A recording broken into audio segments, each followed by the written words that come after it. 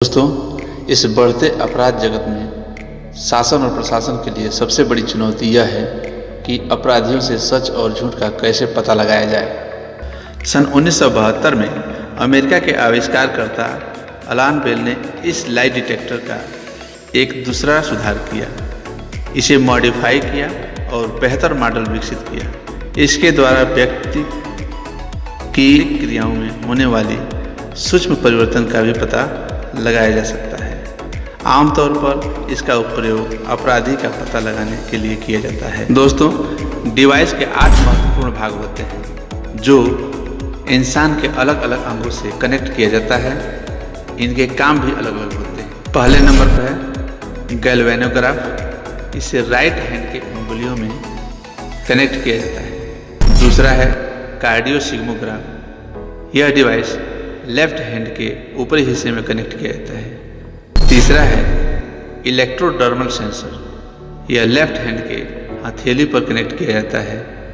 चौथा है न्यूमोग्राफ, इसे अपर चेस्ट, ऊपरी सीने या पेट के ऊपरी हिस्से में कनेक्ट किया जाता है।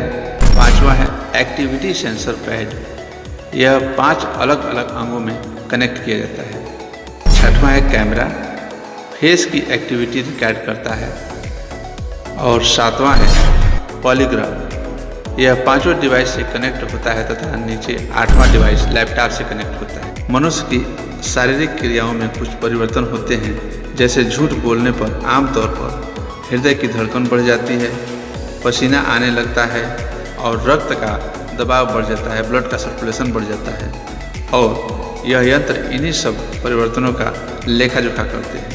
जब किसी अपराधी के झूठ या सच का परीक्षण करना होता है तो इस यंत्र के अलग अलग भागों को शरीर के अलग अलग अंगों के साथ जोड़ दिया जाता है। इसके बाद एक व्यक्ति परीक्षक के रूप में संबंधित प्रश्न पूछता है। पहले तो हम अपराधी से ऐसे प्रश्न करते हैं जिस प्रश्न का अपराध जगत से कोई लेना देना नहीं है। इस सवाल का वह आसानी से उत्तर दे सकता है, जैसे उस व्यक्ति का नाम पूछ दिया गया, उसकी जन्मतिथि पूछ दी गई, उसके माता पिता के नाम आदि पूछ दिए गए। फिर अचानक उसके अपराध जगत से संबंधित प्रश्न पूछे जाते हैं, जिसका जवाब वह सोच समझ कर देने लगता है और उसके चेहरे और बॉडी के हाव भाव बिल्कुल बदल जाती है। इन प्रश्नों से होने वाले शारीरिक परिवर्तनों को यह यंत्र रिकॉर्ड करता जाता है और इसी रिकॉर्ड के आधार पर झूठ और सच का पता लगाया जाता है। इस यंत्र के लगभग 80% परिणाम सही होते हैं, 20% गलत भी हो सकते हैं। इस यंत्र की क्षमता परीक्षक के प्रश्नों की गहराई पर अधिक निर्भर करती है। इस यंत्र के द्वारा वह व्यक्ति पकड़ में नहीं आ सकते जिन्हें इस बात का ही पता न हो कि वह झूठ बोल रहे हैं।